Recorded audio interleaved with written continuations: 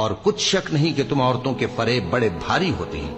یوسف اس بات کا خیال نہ کر، اور زلیخا تو اپنے گناہ کی بخشش مانگ، بے شک خطا تیری ہی ہے۔ اور شہر میں عورتیں گفتگویں کرنے لگیں کہ عزیز کی بیوی اپنے غلام کو اپنی طرف مائل کرنا چاہتی ہے اور اس کی محبت اس کے دل میں گھر کر گئی ہے، ہم دیکھتی ہیں کہ وہ کھلی گمراہی میں ہے۔ پھر جب زلیخا نے ان عورتوں کی گفتگو جو حقیقت میں دیدار یوسف کے لیے ایک چال تھی سنی، تو ان کے پاس دعوت کا پیغام بھیجا اور ان کے لیے ایک محفل مرتب کی، اور پھل تراشنے کے لیے ہر ایک کو ایک ایک چھری دی، اور یوسف سے کہا کہ ان کے سامنے آؤ۔ جب عورتوں نے ان کو دیکھا تو ان کا روب حسن ان پر ایسا چھا گیا کہ پھل تراشتے تراشتے اپنے ہاتھ کاٹ لیے، اور بے ساختہ بول اٹھی کہ اللہ پاک ہے، یہ آدمی نہیں، یہ تو کوئی بزرگ فرشتہ ہے۔ زلیخا نے کہا تو یہ وہی ہے جس کے بارے میں تم مجھے تانے دیتی تھیں، اور بے شک میں نے اس کو اپنی طرف مائل کرنا چاہا مگر یہ بچا رہا، اور اگر یہ وہ کام نہ کرے گا جو میں اسے کہتی ہوں تو قید کر دیا جائے گا اور ذلیل ہوگا۔ یوسف نے دعا کی کہ پروردگار، جس کام کی طرف یہ مجھے بلاتی ہیں اس کی نسبت مجھے قید پسند ہے، اور اگر تو مجھ سے ان کے فریب کو نہ ہٹائے گا تو میں ان کی طرف مائل ہو جاؤں گا اور نادانوں میں سے ہو جاؤں گا۔ پس ان کے رب نے ان کی دعا قبول کر لی اور ان سے عورتوں کا داؤں ٹال دیا، بے شک وہی تو سننے والا ہے، جاننے والا ہے۔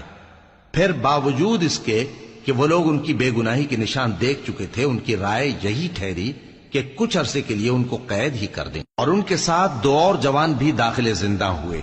ایک نے ان میں سے کہا کہ میں نے خواب دیکھا ہے، دیکھتا کیا ہوں کہ شراب کے لیے انگور نچوڑ رہا ہوں۔ دوسرے نے کہا کہ میں نے بھی خواب دیکھا ہے، میں یہ دیکھتا ہوں کہ اپنے سر پر روٹیاں اٹھائے ہوئے ہوں اور پرندے ان میں سے کھا رہے ہیں، تو ہمیں ان کی تعبیر بتا دیجئے کہ ہم تمہیں نیکوکار دیکھتے ہیں۔ یوسف نے کہا کہ جو کھانا تم کو ملنے والا ہے وہ آنے نہیں پائے گا کہ میں اس سے پہلے تم کو اس کی تعبیر بتا دوں گا۔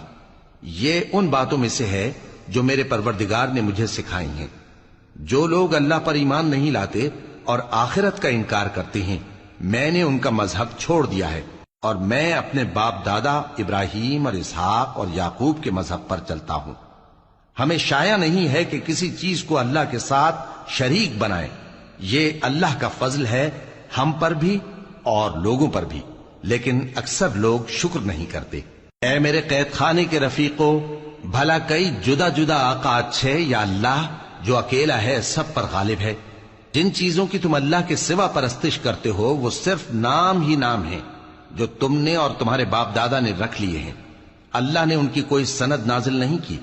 سن رکھو کہ اللہ کے سوا کسی کی حکومت نہیں ہے، اس نے ارشاد فرمایا ہے کہ اس کے سوا کسی کی عبادت نہ کرو، یہی سیدھا دین ہے، لیکن اکثر لوگ نہیں جانتے۔ اے میرے قید خانے کے رفیقو، تم میں سے ایک جو پہلا خواب بیان کرنے والا ہے وہ تو اپنے آقا کو شراب پلایا کرے گا، اور جو دوسرا ہے وہ سولی دیا جائے گا، اور پرندے اس کا سر نوچ کھائیں گے۔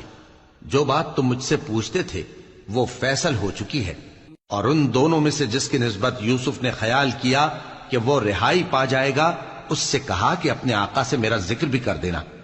پھر شیطان نے اسے ان کا اپنے آقا سے ذکر کرنا بھلا دیا، اور یوسف کئی برس قید خانے ہی میں رہے۔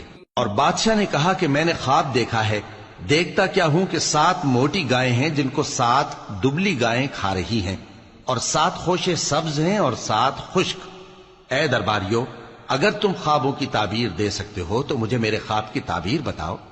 انہوں نے کہا یہ خواب تو پریشان خیالی سے ہیں، اور ہمیں ایسے خوابوں کی تعبیر نہیں آتی۔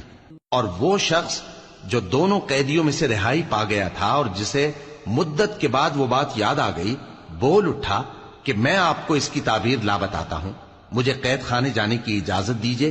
غرض وہ یوسف کے پاس آیا اور کہنے لگا، یوسف، اے بڑے سچے یوسف، ہمیں اس خواب کی تعبیر بتائیے کہ 7 موٹی گایوں کو 7 دبلی گائیں کھا رہی ہیں، اور 7 خوشے سبز ہیں اور 7 سوکھے، تاکہ میں لوگوں کے پاس واپس جا کر تعبیر بتاؤں۔ عجب نہیں کہ وہ تمہاری قدر جانے۔ انہوں نے کہا کہ تم لوگ 7 سال متواتر کھیتی کرتے رہو گے، تو جو غلہ کاٹو تو تھوڑے سے غلے کے سوا جو کھانے میں آئے باقی کو خوشوں میں ہی رہنے دینا۔ پھر اس کے بعد خشک سالی کے 7 سخت سال آئیں گے کہ کہ جو غلہ تم نے جمع کر رکھا ہوگا وہ سب کو کھا جائیں گے، صرف وہی تھوڑا سا رہ جائے گا جو تم احتیاط سے رکھ چھوڑو گے۔ پھر اس کے بعد ایک ایسا سال آئے گا کہ خوب مے برسے گا اور لوگ اس میں رس نچوڑیں گے۔ اور یہ تعبیر سن کر بادشاہ نے حکم دیا کہ یوسف کو میرے پاس لے آؤ۔ سو جب قاصد ان کے پاس